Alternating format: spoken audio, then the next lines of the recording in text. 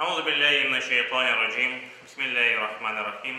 Elhamdülillahi rabbil alamin ve salatu vesselamu ala rasulina Muhammedin el-emin ve ala alihi ve sahbihi ecmaîn. Rabbi işrah li sadri ve yessir li emri ve hlul ukdeten min lisani yefqahu kavli. Subhaneke la ilme lena illa ma 'allamtena inneke entel alimul hakim. Subhaneke la fahme lena illa ma fahemtena inneke entel cevadul kerim. Muhterem aziz cemaat, mübarek cuma günleriniz kabul olsun. Allah-u Teala yaptığınız ibadetlerini kabul ve makbul eylesin inşallah. Cümlemizge daha nice cumalarga yetkizdirsin. Tabii ki bu yıl bakamız ki böyle gerçekten kış tekrar sıcakça, tekrar yumuşak oldu. Ama asıl olan dıştaki soğuk değil. Asıl olan bizim yüreklerimizin sıcaklığıdır. Çünkü gerçekten baktığınız vakit öyle bir vakit yaşayımız ki yüreklerimiz katılaşa, yürekler soğuk ola. Öyle bir hikaye anlatılan muhterem cemaat, enteresandır ama bizden de alakalı olması mümkün.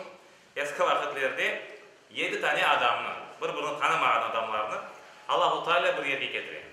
Bunlar yoldan ketkene vakit. Soğuk, kış dışarıda. Ve onlar bir tane küçücük bir nege kırılır, bir evşike deyik. Ortasında bir ateş yana. Ateş yana. Bunların da kollarında hepsinde birer tane odun var.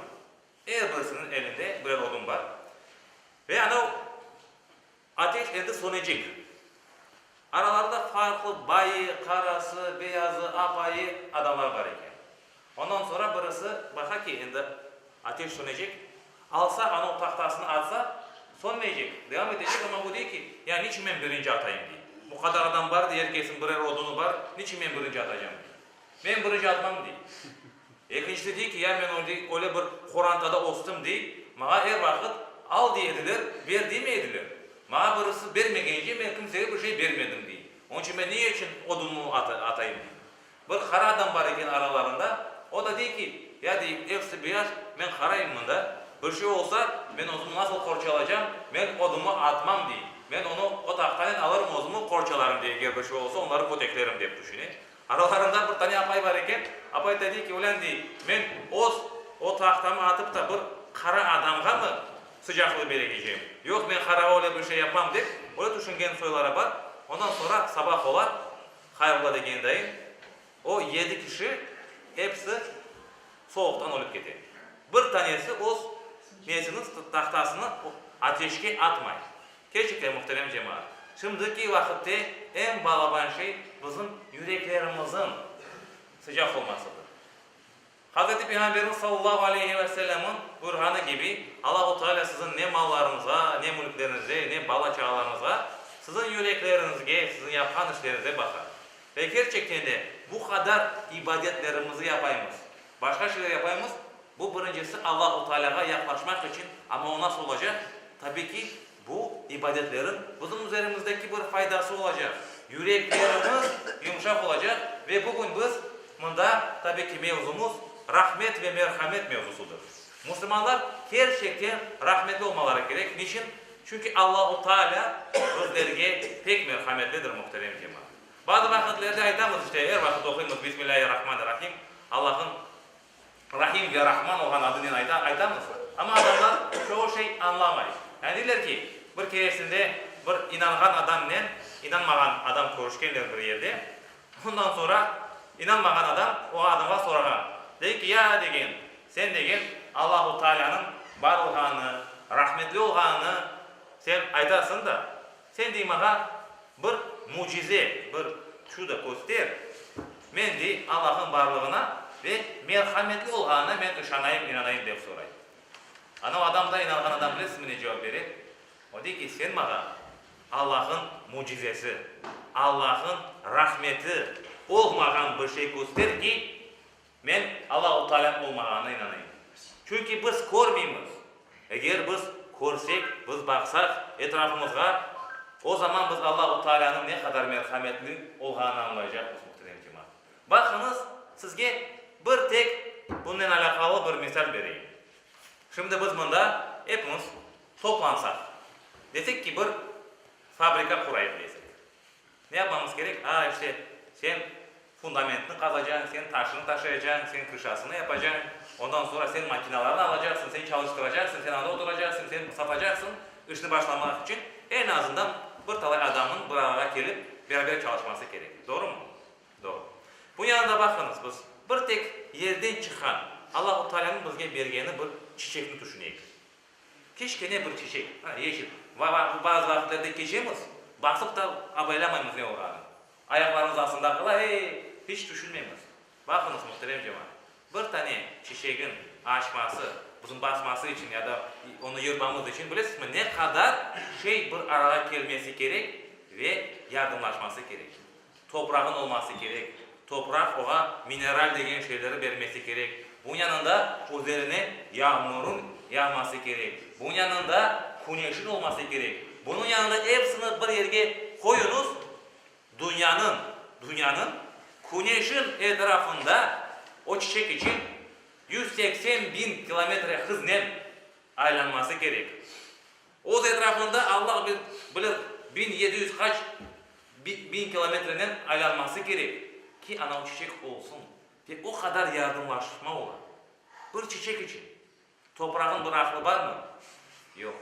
O bulutun bir aklı var mı ki gelsin sizin üzerinize o kadar su döksün? Yok.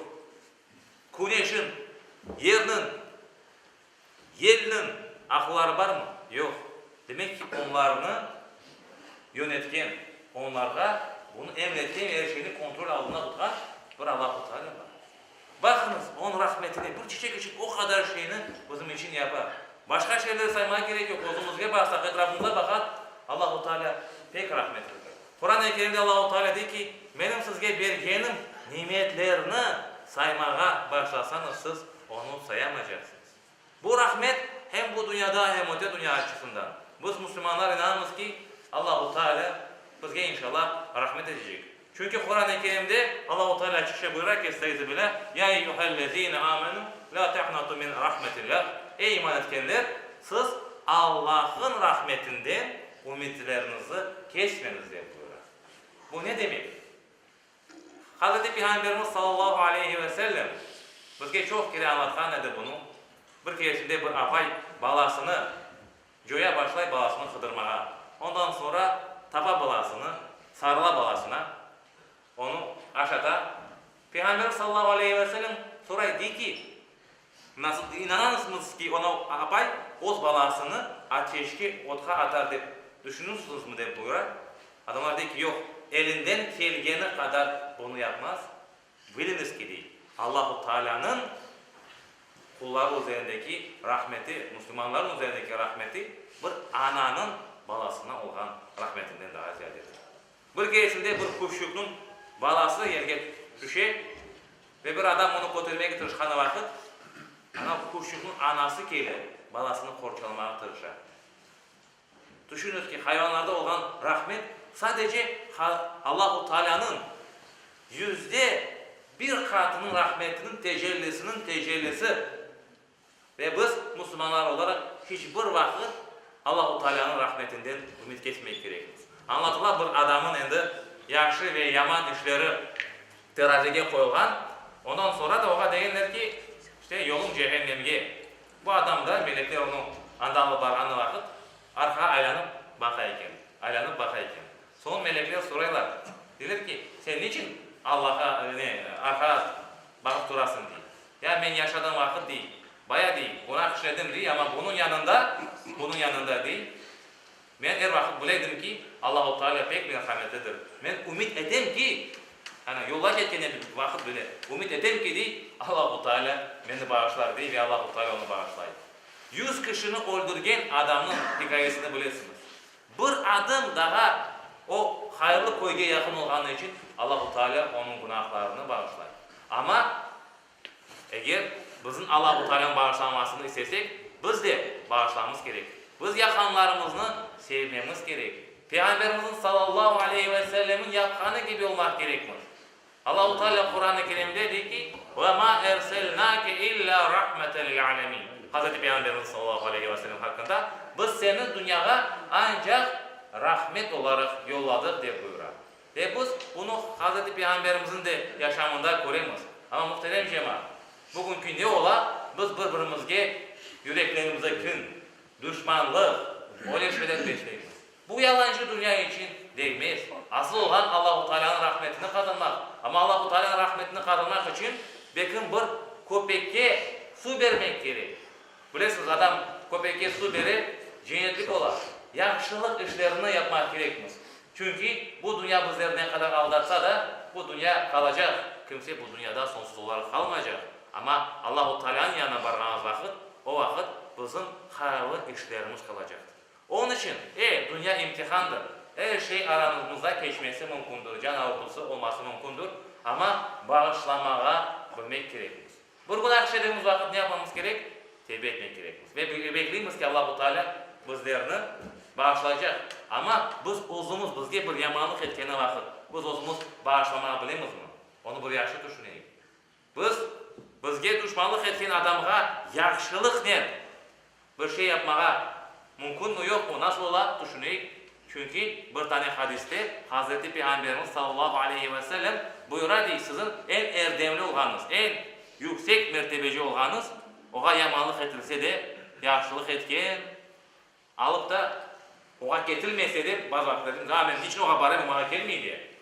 Oğa bargan selam vermeseler de siz selam vermek gereksiniz ki inşallah Allah-u Teala aranızdaki o yamanlıkını yok eder. Düşmanlıklarınızı avuştur ama nasıl olacak? Merhametle. Gerçekten de yüreklerimiz yumuşak olacak. Bakamız ki sahabelerin hayatlarına onlar bir şey olğanı vakit Hazreti Ömer, Hazreti Ebu Bekir, Hazreti Ali öyle sağlam adamlar ama bir haksızlık olsa, bir yamanlıkını görseler, bir yetimni, oksuzunu görseler ağlayediler. Ağlayediler. Sakalları ıslayınca kadar Peygamberimiz ağlayedi. Ama bizge kelgen vakit bakamız ki elhamdülillah hepimiz Müslümanız ama yüreklerimizde buna şu incelik olması gerek. Vur, yandır, patlat degen şeyler değil. Biz her şeyini sevmek gerekir. Herkesini sevmek gerekir. Her ne kadar düşman olsa, her ne kadar ne olsa çünkü nasıl olsa olsun Allah-u Teala'yı sevemiz mi? Sevemiz. Bu ne kadar yaman olsa da adam Allah-u Teala'nın yaratkanıdır. Biz ona bakkanız vakit Allah-u Teala'nın tecellisini görmeye gerekir. Allah-u Teala yarattı. Allah-u Teala rahmeti sonsuz. Hani bilirsiniz o meseleyi Hazreti İbrahim aleyhisselam İbrahim sofrası diye. Kim gelirse gelsin oturtup aşağıdaydı o zaman. Bir keresinde bir karabay gelgen 70 yaşlarında. Hazreti İbrahim sofrayı kurgan buyur degen ana selam vergeni yok. Ondan sonra aşağında bismillah çekkeni yok. Bu Hazreti İbrahim sonra ki o karabayga değil. Karabay değil sen nasıl olursun diye sen Allah'a inanmıyorsun mu? Yok diye ben diye 70 yaşına geldim diye ben Allah'a inanmadım diye ben putperest değillerdi işte. O adapkanlardan birisiyim diye. Hazreti İbrahim açılana diye. Ulan diye 70 yaşına geldim daha diye akıllanmadım. Ben senden aşacağım yok, paylaşacağım yok. O adamını kova yanında. Ondan sonra bir ihtar ile diyor ki ket diye onun kart babayını tap, onun konunu al. Sen kim olasın ki? Allah diye.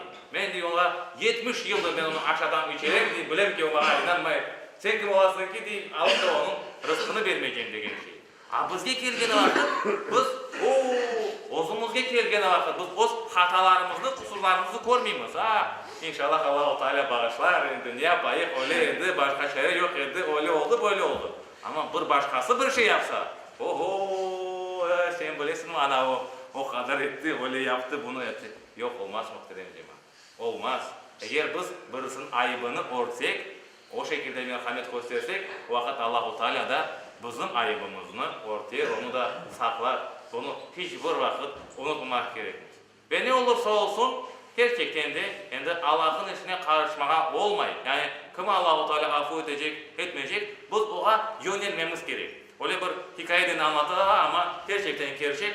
Böyle bir camiye düşününüz ki bir tane sarış adam kire. Sarış adam kire, kollarını kurtarı. Allah-u Teala dua etmeye başlayan vakit na oşağın bir mola olan diye. Utanmaysın mı diye sen Allah'ın evine geldin bir de haram işlep sarış adam diye. Ket bundan deyip alıp onu camiden dışarı kova. Kovganım halde ana adam sorar eken. Deyken ki, mola, benim günahım pek balaba. Men bilem. Ama Allah-u Teala'nın rahmeti benim günahımdan daha büyük, daha balaban değil mi diye sorar. Onun için hiçbir vakit biz Allah Teala'nın rahmetinden ümit kesmeyeceğiz. Çünkü bazı vakitlerde bu şeytanın oyunu olan. Nasıl olan mesela? Sizin için değil ama dışarıda adamlık görseniz, karşı bir adam cuma vakti namazı gel aga namaza gel. De hoca sen bilmiyorsun ben de yaşlıkta böyle biz ne adam edik diye bundan sonra diye. Sanki o ne hoca prigovor koygan baracak yerde inanmayın. Yok işte öyle adamlar için diyemiz ki Allah'ın rahmetinden ümit kesmeniz. Geliniz camiye geliniz camiye. Can boğaza gelmeyince Peygamberimiz diyor ki Allah-u Teala tövbeleri kabul etti. Can boğaza gelince kadar iman etmeye mümkün, kurtulmaya mümkün. Yeter ki biz şu camilerge Allah-u Teala'ya yöneleyik. İnşallah Allah-u Teala rahmetidir. Günahlarımızı affı eder. Çünkü günahsız da adam yoktur. Hazreti Peygamber ne buyurgan? Kullu beni ademe hatta'un ve hayrul hatta'ine tevabun. Bütün ademoğulları hata işlerler, günah işlerler ama onlar arasında en hayırlı olanları tevbe etkilerdir. Ama biz mevzumuza kayıtlayıp endi merhametli dedik de birkaç tane misal vermek isteyin. Hazreti Peygamber bizge en balban misaldir bilirsiniz. Onun hayatından bakınız. O kadar müşrik dediğimiz adamlar o kadar yamanlık ettiler. Yapmagan şeyleri kalmagan. Saysanız bitmez.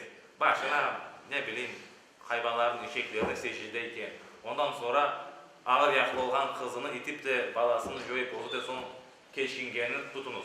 Bunun yanında emcesini öldürgenlerini tutunuz. Saysan bitmez. O kadar çok yamanlık etkendiler. Alıp da taşlagan ediler. Bu yapmaganları laflar kalmagan edi. Ama ne vakit Mekke fethi olgan vakit Hazreti Peygamber sallallahu aleyhi ve sellem Mekke'ye giriyor. Kirgen vakit bütün o adamlar yana böyle toplaşalar. Ve özleri sorayla der ki ya Muhammed sallallahu aleyhi ve sellem sen bizge ne yapacak? O diyor ki nasıl ki Hazreti Yusuf öz kardeşlerini affı etkeni gibi ben de hepinizi bugün affı eten bu. Düşünüyoruz ki bizni öldürmeye tırışacak bir adam. Biz onu affı eder miyiz? Birisi bizge alıp da kolunu koterse başımıza bıçak koterse biz nasıl o adama bakarız? Hiçbir vakit biz o yaşlıktan bakmayız ama Peygamberimiz bir cenken kayıtkanı vakit, bir telegin aslında yatkanı vakit, bir adam kele inanmagan, kılıçını başına kotere ve diyor ki, ya Resulallah diyor, seni menden kim korçalacak? Peygamberimiz Allah diye bakıra ve o adam kılıçını düşüre. Ondan sonra Peygamberimiz kılıçını alar, bakınız intikam için pek balon bir fırsat değil, o adam sana yamalık etti, kılıç senin elinde. Peki, şimdi seni kim menden korçalacak? O adam ne yapacağını bilmiyor ve düşününüz ki, Hazreti Peygamberimiz sallallahu aleyhi ve sellem o adamını bile bağışlar. O adamını bile Hazreti Peygamberimiz bağışlar. Ve Peygamberimizde bir talay olan meseleler var. Endi sahabelerge kelgeniz var. Sahabelerge kelgeniz vakit Hazreti Osman radıyallahu anh bir keresinde böyle adamlarga vaz eteyken birisi de soragan degen ki seni böyle insanlarga vaz etme niçin yaparsın diye soraganım halde o degen ki çünkü men onlarını acıyım. Çünkü ben onlardan acıyım diye buyurgan Hazreti Osman Allah ondan razı olsun. Ve degen ki eğer çarem olsa ben cehennemde yanmaya hazırım ki onlar kurtulsun degen. Hazreti Ebu Bekir Allah ondan razı olsun degen ki ya Rabbi degen. Benim vücudumu o kadar büyüt ki, balaban kıl ki cehennemi men doldurayım. Hazreti Muhammed'in sallallahu aleyhi ve sellemin ümmetinden kimse cehennemge kırmasın diye buyurgan. Düşünün ki onlar nasıl başkalarını düşünebilir. Çünkü Kur'an bizge bunu emredi. Çünkü Peygamberimiz bizge bunu gösterir. Kur'an'a bakanız vakit Allah-u Teala ne deyip? Bayza sa'ile felet tenher de buyurar. Ne vakit senden birisi sorasa hiçbir vakit onu aylandırıp yollama. Bize ne ola? Yollay veremez. Bizge kim verdi? Unutmanız ki biz bir şey yapkanız vakit bir tek Allah rızası için yapamız. Ve gerçekten de biz yaxşılık etsek, biz merhamet etsek o vakit Allah-u Teala da bizlerge onu tekrar bir şekilde kaytarır. Hiçbir vakit alıp da kavgalarga lanetleşmeye gerek yok. Hazreti Peygamberimizge sallallahu aleyhi ve sellemge bilesiniz. Taif'ke barganı vakit adamlar çıkarlar, taşlar atalar. Kanlar içinde kalar ama Peygamberimiz onlara lanet etmeyi, kollarını kotere, onlar için dua etedi ki onların da nesillerden Allah-u Teala'yı tanıgan, oğa ibadet etken insanlar çıksın diye buyurar. Bir keresinde keleler, sahabiler diler ki işte bu kavim, yaman bir kavimdir, bizim düşmanımızdır. Ya Resulallah diler, oğa lanet et, lanet oku, beddua et. Peygamberimiz sallallahu aleyhi ve sellem ne ayta? Men beddua etmek için yollanmadım.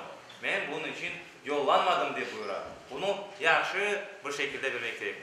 Ve eğer burası bizim canımızı pek artacak olsa, Peygamberimiz ne ayta? Sizin en böyle delikanlınız, en güçlünüz açılan vakit o nefsini kolunda tutabilgendir diye buyurar. Ve Kur'an-ı Kerim'de de Allah-u Teala buyurar ki, siz değil, birisinin yanından geçkeniz vakit, o sizge yamanlık etkeni vakit, oğa selam aytıp geçiniz. Yani kavgalaşmağa, dağlaşmağa, arayı bozmadan uzak durunuz deyip buyurar Allah-u Teala Kur'an-ı Kerim'de. Ve bunun yanında da bununla alakalı bir keresinde bir tane adamın azbarına, bahçesine, bilirsiniz Arabistan'da herkeste hurma bahçeleri var. O vakitlerde bir adam kire, aç bir adam kire ve izin almadan, kimseden soramadan o tereklerden hurmalarını aşağı, ondan sonra da torbasına koyup ketecek o hanım halde o bahçenin sahibi o adamı tutar. Tutar ve bizim gidelim başlar onu tırlamalara, kod eklemeye. Ondan sonra gelip Hazreti Peygamberimizge sallallahu aleyhi ve sellem'ge bunu anlatkanlara vakit Hazreti Peygamber sallallahu aleyhi ve sellem ne ayta? Yanlış ettin. Keşke diye ya sen oğa diye doğrunu anlatıp alıp da onun torbasını doldurup yollasaydın diye buyurar. Gerçekten bizim de yani başkalarga koşumuz öyle olması gerek. Biz deyimiz odur budur o böyledir ne bileyim o da cahildir budur deyimiz. Yok biz hepimiz arkamıza bakmak gerek. Bunun yanında sadece insan olganı için biz ona gerçekten yardım etmeye çalışmak gerekmez. Müslümanlar sadece insanlarga değil, hayvanlarga bile rahmetli bir şekilde davranan insanlar. Bir keresinde bir cenaze çıkar ve Hazreti Peygamberimiz sallallahu aleyhi ve sellem oturganı yerden ayakta durar. Keşken cenaze de çufut cenazesi. Çufut bir adamın cenazesi. O zaman Hazreti Peygamberimiz sallallahu aleyhi ve sellem'e sorarlar yani niçin ayakta durdun? Bu çufut da ne gerek? Hep manasında. Hazreti Peygamberimiz sallallahu aleyhi ve sellem dedi ki ya o da bir insandır. Biz insanlara insan olganı için saygı göstermek gerekmez. Ve insanlığı onlar Müslümanlardan öğrenmeleri gerek. Düşününüz ki bazı vakitlerde dediğimiz ki oğa yardım edecek mi? O adam, o pek yaman adam ne bileyim, o iş yapay, bu iş yapay, o iş hırsızlık yapay, başka bir şey yapay. Ama eğer belki biz oğa yardım etsek, belki Allah-u Teala onun koynunu açar, o da o yaman işten vazgeçer. Ve o kadar balaban bir sevap kazanırız. Hazreti Peygamberimiz birisinin acı çekmesine hiçbir vakit çıdamaydı, dayanmaydı. Bir keresinde bir cenkten son gene müşriklerini tutarlar ve onlarını baylaylar gece. Hazreti Peygamberimiz de o yerin yakınlarında yuhlamak gerek ve yuhlak olamayız. Onun yanında sahabilerden Hazreti Ömer yanlış hatırlamazsam dedi ki ya Resulallah diye sen niçin yuhlak olamaysın diye. Onların diye böyle iniltileri, acıları diye bana pek tesir etti. Pek tesir etti, ben onun için yuhlak olamayayım diye Hazreti Ömer çıkar. Bütün o esirlerinin bağlarını çöze ve yedirir. Sadece Hazreti Peygamberimizin öyle bir yani düşününüz ki başkaları düşünmeye ne kadar eder. Çünkü din boyunca biz Müslümanlar olarak birbirimizi düşünmek gerekmez. Biz özümüz için istediğimiz şeyini başkasına istemek gerekmez. Eğer öyle olmazsa o vakit biz tam bir şekilde iman etken olmazmız. Yani alıp da bakamız ki o komşum yani bir araba aldı. Bakın eğer yüreğimizde öyle böyle olsa demek ki o zaman biz bir özümüze girmek gerekmez. Biz kullanmamız gerekir. Yani çünkü o kardeşimizdir, Müslümanımızdır.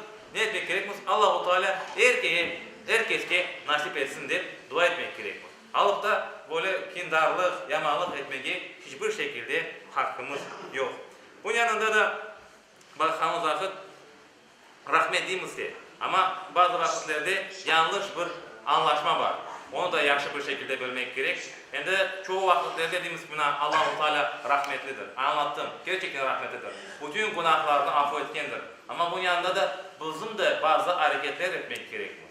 Alıp da Allah-u Teala beni bağışlar, benim yüreğim temiz, namaz kılmasam, oraza tutmasam, başka bir şey de yapmasam olur degen mesele de ortaya peyda olması, çıkması mümkün. O doğru değildir muhterem cemaat. Çünkü eğer ben desem ki muhterem cemaat, ben sizlerini sevem desem, o zaman o sevgimin ortaya çıkması gerek bir şekilde. Doğru mu? Buna endi ne kadar misali doğru olur. Bir tane yaş bala bir kızını sevse, endi öyle aytayık.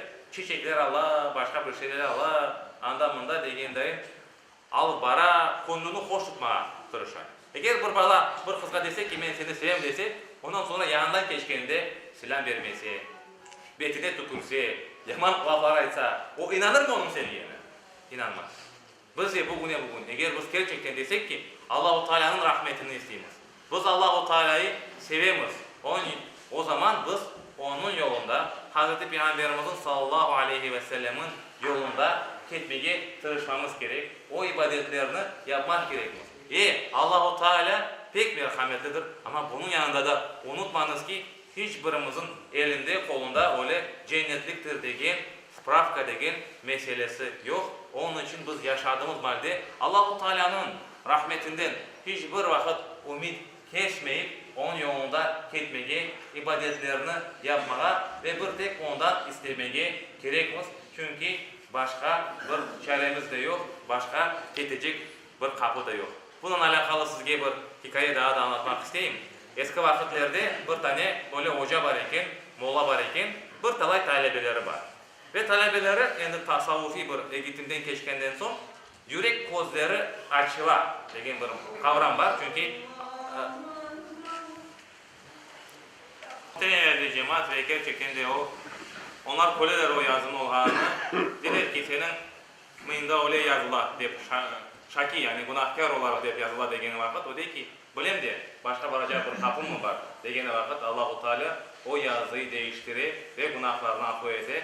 Biz de Allah-u Teala'nın rahmetine hiçbir vakit ümit kesmeyeceğiz ama Hazreti Ömer radıyallahu anh yanında bir aç olğanı vakit alıp omzuna unu, etini, erşeni yükleyip barıp aşını pişirip aşataydı ve aytaydı ki onlar bizlere sorulacak. Onun için eğer biz Allah-u Teala'nın rahmetini istesek yakınlarımıza da o rahmeti göstermek gerekmez, affı etmek gerekmez ki Allah-u Teala da bizlerini affı etsin. Allah-u Teala yüreklerimize inşallah merhametini doldursun ve o bizlere de o seçilgen kullardan eylesin inşallah. Hakkımızı helal etiniz. Subhane rabbike rabbil izzeti amma yasifun ve selamun aleyhi murselin velhamdülillahi rabbil alemin bi rahmetike ya erhamer rahimin.